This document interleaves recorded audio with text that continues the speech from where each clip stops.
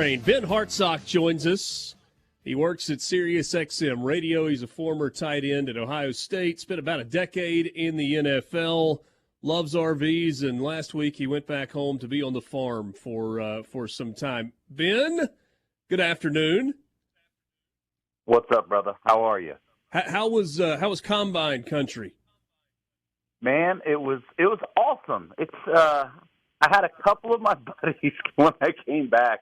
They inquired about possibly putting together like a dad farm fantasy camp maybe next fall for the harvest. and I reached out to my dad. And my uncle. My dad's 76. My uncle's like 68. So they've been doing this a while. And my uncle, I told them about these guys wanting to do it, and my uncle said, responded to the text. He goes, "Every day it's a fantasy." Wow. And work also. It is work on the farm as well. So maybe some free labor out of it. Maybe they pay you to come work at the harvest. I know you still focus a ton on the Big Ten. Former Ohio State guy and work at on the Big Ten channel on SiriusXM. We've got this. There's so much happening right now in the Big Ten, on the field and off the field. Let's start on the field.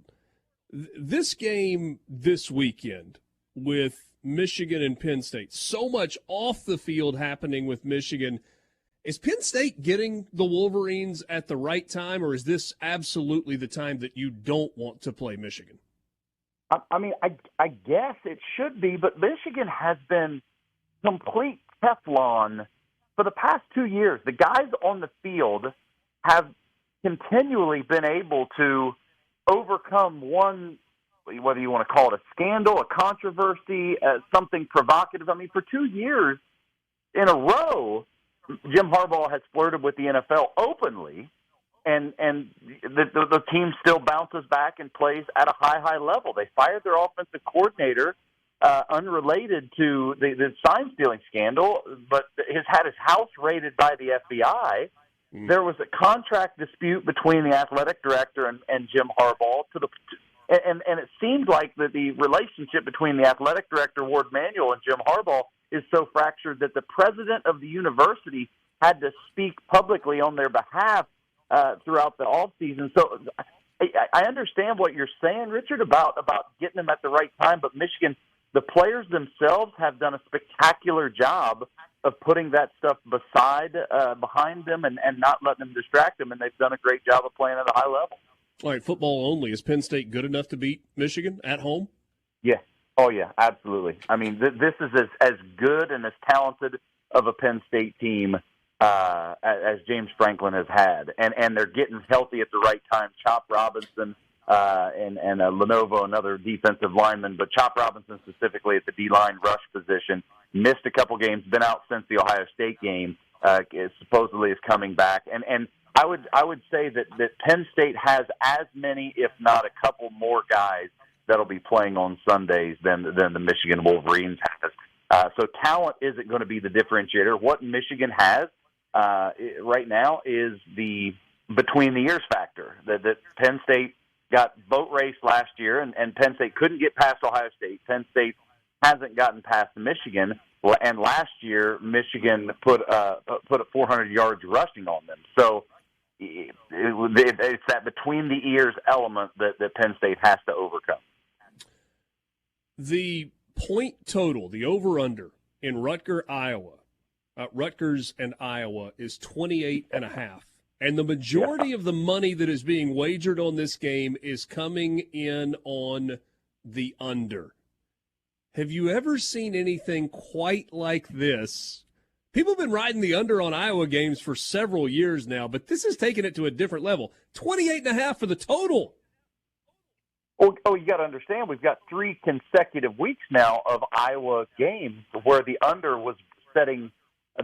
was set and breaking new records, new modern records. And last week, 2 weeks ago, they hit the under. Last week, they hit the under, scored 17 points. 3 weeks ago, the record was 30.5. And then it was 29.5 last week versus Northwestern. They hit the under. And this week, it's 28.5. And so it seems like easy money. Seems like too easy. Don't overthink it. but 28.5, and Rutgers is a team that Gavin Wimsatt, their quarterback, is throwing about 50% completion, and they've got a good run game, but Rutgers is a talented defense. You watched them hold Ohio State in check a week ago. So, yeah, I don't see any reason why I wouldn't be compelled to take that under. Yeah, I mean, I guess 14-13, if it got that high scoring, would still be an under in that one. I do want to go back to Michigan for a second. As a guy who played in arguably the biggest rivalry game in college football and one of the biggest rivalries in all of sports, all of American sports, my guess is that you don't love Michigan, that maize and blue are not the colors that you choose for your automobile. You don't have your RV painted in maize and blue. But objectively, how bad is this, and how real is the effect of the sign stealing from Michigan in terms of on-the-field play? Well, it's interesting how it seems like Michigan's defense now is it's not that we didn't do it, it's they're pushing back by saying it looks like everybody did it. And so we'll parse through all of that. But so if Michigan is the only one that was doing it, it was a slanted playing field. It was a 100% a slanted playing field. I thought about this the other day, Rich. It was in the pre-NIL area about the most scandaled, the biggest scandal you could have was paying players under the table, just buying recruits. Sure. And I argue that this situation is not as big a deal as flat out paying for players, because players still have to play. Players still sometimes don't pan out. So if you pay that 5-star recruit millions of dollars and he doesn't pan out, but when we're talking about knowing run versus pass, it takes the field and it tilts it in a complete direction. And what's interesting is for the past 2 weeks now, everybody that's ever DVR'd a Michigan game has gone through and tried to find, and has been found several suspicious-looking circumstances of players knowing exactly what was happening. Whether I saw the entire Michigan D-line not rush in unison on a screenplay. Like, it just seems so suspicious every step of the way. And so if everyone was doing it, and that then I guess levels the playing field, then let's hammer everybody, and we're going to have new rules and regulations placed in place. But it certainly doesn't. Everybody knows that if your opponent screams Hail Mary every time they pass the ball, and you pass that information to your team, nobody's getting their panties in a bunch about that. But what Michigan is being accused of is a full-blown CIA-level network of operatives scattered across the country that's the key distinction. The being in stadiums, which was security film and public Venmo records, it's starting to look hard to argue against. So these other accusations of other schools, they don't seem to have the same paper trail. That is the key distinction between the two. So I think it is significant. I think I gave the example. I was at Michigan 2 years ago in Ann Arbor when they finally punched through the glass ceiling, and I watched Aiden Hutchinson take the left tackle and launch him into the background. It was one of the most impressive athletic things I've ever seen. And that's whether or not Aiden Hutchinson knew the signal or not, that was a spectacular athletic feat. But the difference is, if Aiden Hutchinson knew I don't have to do run responsibility, that tilts the playing field, because that's the game. Within the game is knowing run versus pass, knowing do I have to keep outside contained or do I have to run, hold C-gap contained. If he knew without a doubt that he could pin his ears back and rush the passer, it changes what the athletic greatness that he did.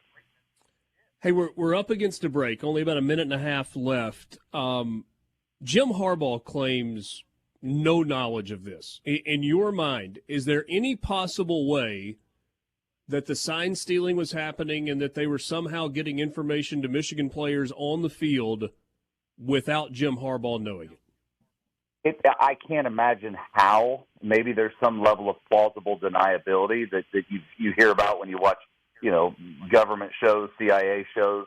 But ultimately, it didn't matter whether Pat Fitzgerald knew or not with the hazing scandal that cost him his job. And there's plenty of examples of corporate America where executives, mid-level executives doing criminal things, and it's the CEO that ultimately pays the piper and loses his job and pays the fine, whatever the consequence may be. So I don't see that as really that big of a factor. Whether if this is proven to be true, Michigan and specifically Jim Harbaugh will play a steep consequence. Ben, thanks for your time. Enjoy this college football weekend.